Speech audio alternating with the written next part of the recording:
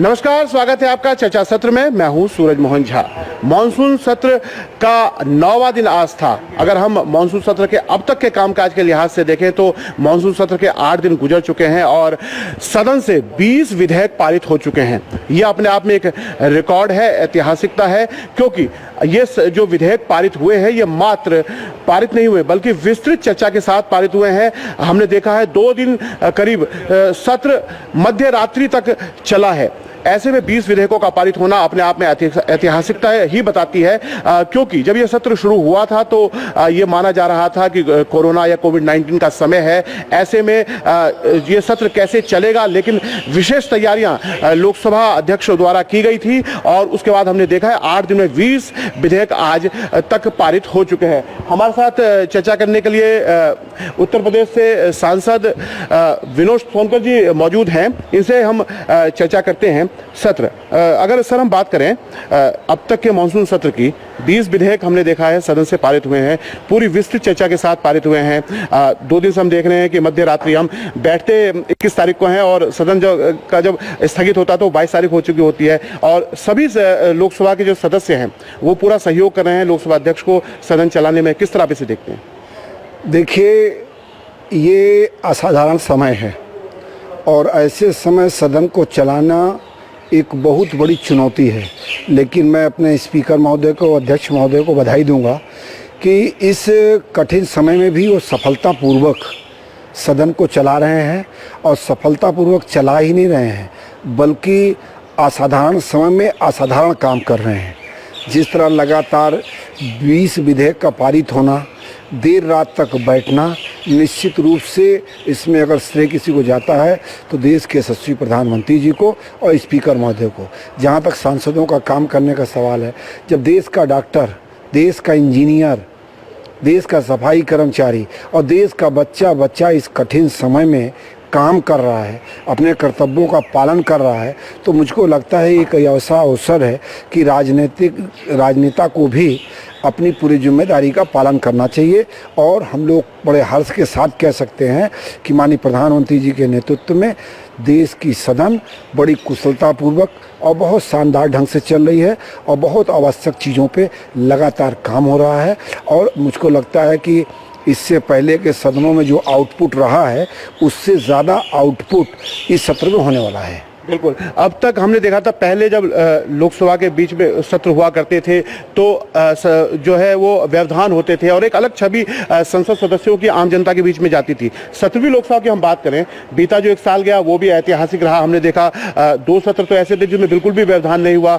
अब ये चौथा सत्र जिसको लेकर काफी सवाल हो रहे थे मानसून सत्र को लेकर कि कोरोना के समय पे हो रहा है, समय कम कर दिया गया था, क्या होगा क्या नहीं होगा, बड़े सवाल थे। लेकिन लोकसभा अध्यक्ष की तरफ से तैयारियां पूरी थी और हमने देखा है विधायी कामकाज तो अच्छे हो ही रहे हैं बल्कि सांसदों की सहभागिता बनी रहे और वो अपने क्षेत्रों के लोक महत्व के मुद्दे भी सदन में उठाएं, इसलिए शून्यकाल को लिया जा रहा है। और परसों हमने देखा था मध्य रात्रि तक शून्यकाल को लिया गया। वो पूरा मौका दे रहे हैं सांसदों की, उनकी भागीदारी बनी रहे और संसदीय लोकतंत्र की एक अच्छी छवि जनता के बीच में जाए। देखिए, इस सब के प्रेरणा स्रोत अगर कोई है तो देश की 135 करोड़ जनता और देश का यशस्वी नेतृत्व आदरणीय नरेंद्र भाई मोदी।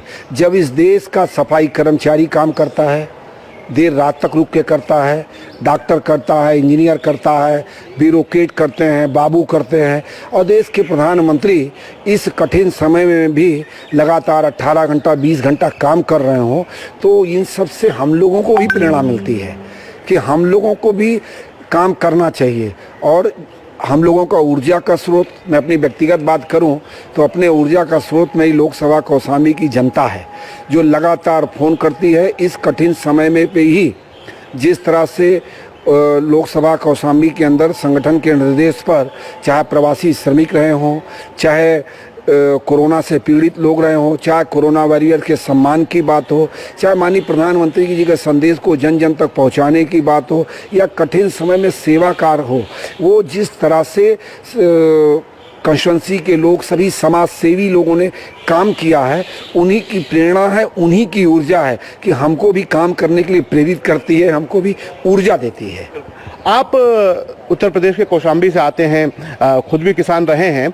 अभी हमने देखा था किसानों से जुड़े हुए 2 विधेयक और साथ में एक आवश्यक वस्तु संशोधन विधेयक, वो भी इससे जुड़ा हुआ है। वो विधेयक अब तो संसद से पारित हो चुका है, दोनों सदनों से पारित हो चुका है। अब महामहिम राष्ट्रपति के पास वो है, कुछ दिन बाद कानून भी बन जाएगा। उसको लेकर जिस तरह की विपक्ष एक भ्रांति कहे या फिर एक जनता के बीच में जो एक, या किसानों के बीच में जो एक मतभेद क्या कहें, उसको कंफ्यूज कर रहे हैं, उसको लेकर आप क्या कहेंगे? क्योंकि आज हमने सदन में देखा है उसको लेकर भी मसला उठाया गया था। देखिए, इस पूरे सत्र में जहां एक तरफ बहुत ज़्यादा विधायी काम हुआ, वहीं पर एक दुखदाई चीज़ भी देखने को मिली कि इस संकट की घड़ी में विपक्ष बेवजह की राजनीति कर रहा है, समाज में या किसानों के बीच में भ्रम फैलाने का काम कर रहा है।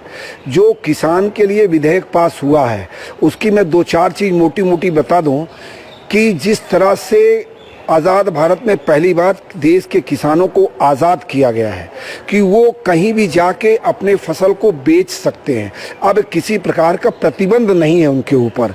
साथ ही साथ ये किसानों को एक और प्लेटफॉर्म मिला है, इसको इस रूप में देखा जाना चाहिए। किसान के पास अपने उपज को बेचने के लिए जो पहले प्लेटफॉर्म उपलब्ध थे, उसमें एक नया प्लेटफॉर्म और मिला है कि व्यापारियों के साथ कांटेक्ट करके अपना उपज बेच सकते हैं। लेकिन विपक्ष इसमें राजनीति करके भ्रम फैला रहा है कि एमएसपी समाप्त होगी, जब प्रधानमंत्री बार बार कह रहे हैं कि एमएसपी पहले भी थी, आज भी है और कल भी रहेगी, एमएसपी समाप्त नहीं की जाएगी। और कल बाकायदा आदरणीय कृषि मंत्री नरेंद्र सिंह तोमर जी ने सदन में खड़े होकर रबी के फसल के लिए एमएसपी की घोषणा भी की। इसके बावजूद किसानों में भ्रम फैला के जो राजनीति करने का काम ये विपक्ष के लोग कर रहे हैं, ये दुखदाई है। इसमें किसानों का लाभ होने जा रहा है, किसानों को एक तकनीकी मिलेगी, नई बाजार मिलेगी और वो पूरी तरह से स्वतंत्र हैं। जहां उनके उपज की पूरी कीमत मिले, ज़्यादा कीमत मिले, वो बेचे। आखिर किसान कब तक बंधुआ रहे कि हम किसी एक को ही बेचने के लिए बाध्य हैं? अरे भाई, हमने पैदा किया है, हमारी फसल के जो अच्छी कीमत देगा, ज़्यादा कीमत देगा, ठीक कीमत देगा, हम उसको देंगे। फिर विपक्ष भ्रम फैलाता है कि किसानों की ज़मीन जो है वो पूंजीपति ले लेंगे। उस बिल में साफ साफ लिखा है कि ज़मीन को ना बेचा जाएगा, ना लीज पे दिया जाएगा, ना गिरवी रखा जाएगा। जो भी बात होगी केवल फसल की बात होगी। और फसल में भी अगर व्यापारी और किसान में किसी प्रकार का मतभेद और विवाद होगा तो पेनाल्टी लगना क्यों लगेगा? व्यापारियों पर लगेगा, किसानों पे नहीं लगेगा, किसानों पे नहीं लगेगा। तो किसी प्रकार से भी किसानों का नुकसान नहीं है। लेकिन उसके बावजूद जिस तरह से विपक्ष किसानों में भ्रम फैला के राजनीति कर रहा है, वो दुखदाई है। लेकिन ये बताइए, जैसे विपक्ष तो किसानों में भ्रम फैलाने की कोशिश कर रहा है, ऐसा आप कह रहे हैं। अब ये जो विधेयक है वो पारित हो चुका, अधिनियम बन जाएगा, तो क्या सांसदों के तौर पे आप लोग भी जनता के बीच में, किसानों के बीच में जाएंगे, उन्हें समझाएंगे इन 2-3 विधेयक इनकी खूबियों के विषय में? निश्चित रूप से कल ही संगठन ने निर्णय लिया है कि हम लोग किसानों के बीच में जाके जन जागरूकता अभियान फैलाएंगे और किसानों को बताएंगे कि आज़ाद भारत में अगर किसानों के हित के विषय में कोई बड़ा निर्णय हुआ है तो वो आदरणीय नरेंद्र भाई मोदी जी के नेतृत्व में हुआ है। चाहे किसानों को सम्मान निधि देने की बात हो, चाहे किसानों के लागत मूल्य का 1.5 गुना देने की बात हो, और चाहे किसानों को इस बंधन से मुक्त करके खुली बाजार में व्यापार करने का अवसर देने का काम हो, उस सब आदरणीय नरेंद्र भाई मोदी ने किया है। इसलिए भारतीय जनता पार्टी का 11 करोड़ कार्यकर्ता एक एक किसानों के पास जाके अपनी बात को भी कहेगा। और किसान भली भांति इस बात को जानता है, कुछ प्रदेशों में जहाँ पे उनकी सरकार है, सरकार का दुरुपयोग करके वो केवल भ्रम फैला के किसानों को लंबे समय तक ये लोग गुलामी की जंजीर में बांधे हुए थे और ये बांधे रखना चाहते हैं। लेकिन नरेंद्र भाई मोदी के नेतृत्व में यह संभव नहीं है। जब देश का किसान जब तक समृद्ध नहीं होगा, या देश समृद्ध नहीं होगा, यह देश ऋषि और कृषि परंपरा का देश है। यहाँ ऋषि और कृषि को बिना समृद्ध किए हम देश को समृद्ध नहीं कर सकते। बिल्कुल, जैसा कि सांसद जी कह रहे हैं कि यह देश ऋषि और कृषि से संबंधित और दोनों का सम्मान होना चाहिए, और किसान अगर समृद्ध होगा तो देश समृद्ध होगा। आज हम आज के कामकाज की लोकसभा की बात करते हैं। आज लोकसभा की शुरुआत जैसे ही हुई, विपक्ष के सांसद अपनी सीटों पर खड़े होकर शोरगुल करने लगे।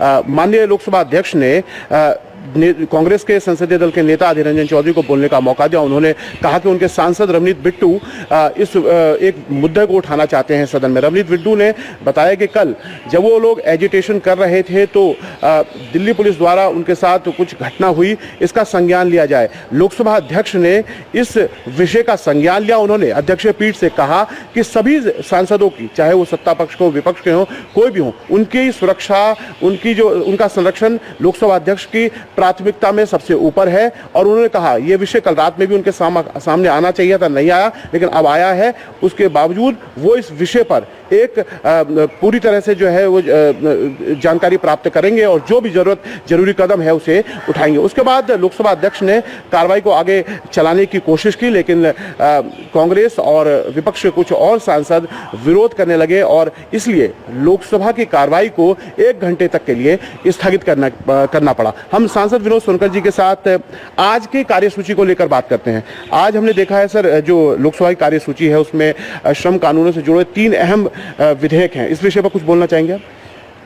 निश्चित रूप से इस देश में श्रमिकों के लिए पहला कानून बनाने का काम अगर किसी ने किया तो परम पूज्य बाबा साहब भीमराव अंबेडकर ने 1942 से 1946 के बीच में जो अंग्रेजों की हुकूमत में एक सरकार थी, एक श्रम मंत्री के रूप में उन्होंने बनाने का काम किया। लेकिन आज़ाद भारत में कई कानून बनते गए और बनते बनते 70-73 सालों में कानूनों का इतना मकड़ जाल खड़ा हो गया कि अब कहीं उस कानून का दुरुपयोग शुरू हो गया। उस कानून का दुरुपयोग होकर कहीं श्रमिकों का शोषण हो रहा है तो कहीं व्यवसायियों का शोषण हो रहा है। अब आप देश में श्रमिकों को लेकर 29 कानून बन चुके हैं।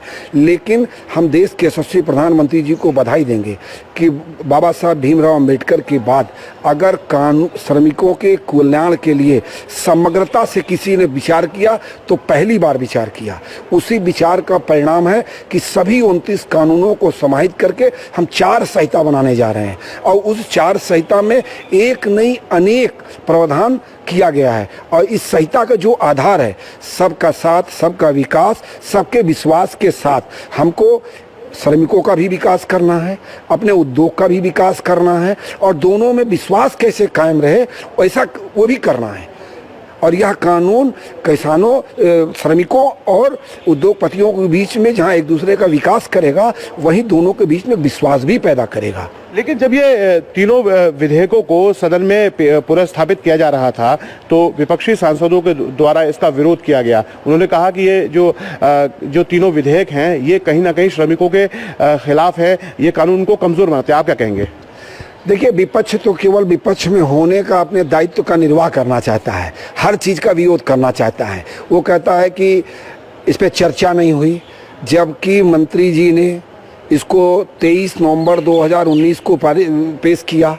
उसके बाद उसको संसदीय स्थायी समिति को भेजा गया और संसदीय स्थायी समिति के द्वारा 223 प्रस्ताव दिए गए और उसमें से 174 प्रस्तावों को स्वीकार करके इस कानून में समाहित किया गया। देश भर के उद्योगपतियों से बात की गई, देश भर के ट्रेड यूनियन से बात की गई, देश भर के बुद्धिजीवियों से बात की गई और इसको मंत्रालय के वेबसाइट पर रख के लगभग 3 महीना रखा गया। उस पे 3 महीने में लगभग 6000 से ज़्यादा देश भर के प्रोफेशनल के सुझाव आए। उन सभी सुझावों को समाहित करके एक नया कानून बनाया जा रहा है। लेकिन विपक्ष पता नहीं क्या चाहता है। विपक्ष तो की जैसे एक मंशा हो गई है, ना काम किए थे, ना काम करेंगे और ना काम करने देंगे। लेकिन ये मोदी की सरकार है, काम किए भी थे, काम कर भी रहे हैं और काम करेंगे भी। चलिए, लोकसभा टीवी से बातचीत करने के लिए सांसद जी विनोद सोनकर जी आपका धन्यवाद। धन्यवाद, आपका भी धन्यवाद। तो हमने आज बात की लोकसभा सांसद विनोद सोनकर जी से और जैसा कि आज लोकसभा में श्रम कानूनों से जुड़े हुए 3 अहम विधेयक चर्चा तथा पारित करने के लिए हैं। अब स्थगित होने के बाद जब सदन दोबारा से बैठेगा तो इन विधेयकों पर दोबारा से चर्चा होगी। हमने देखा कि लोकसभा में जो कामकाज है वो रिकॉर्ड हो रहा है। अब तक 20 विधेयक पारित हो चुके हैं और उम्मीद की जानी चाहिए कि ये 3 जो अहम विधेयक हैं वो भी आज पारित हो जाएंगे। तो आज लोकसभा टीवी में चर्चा सत्र के लिए इतना ही। धन्यवाद।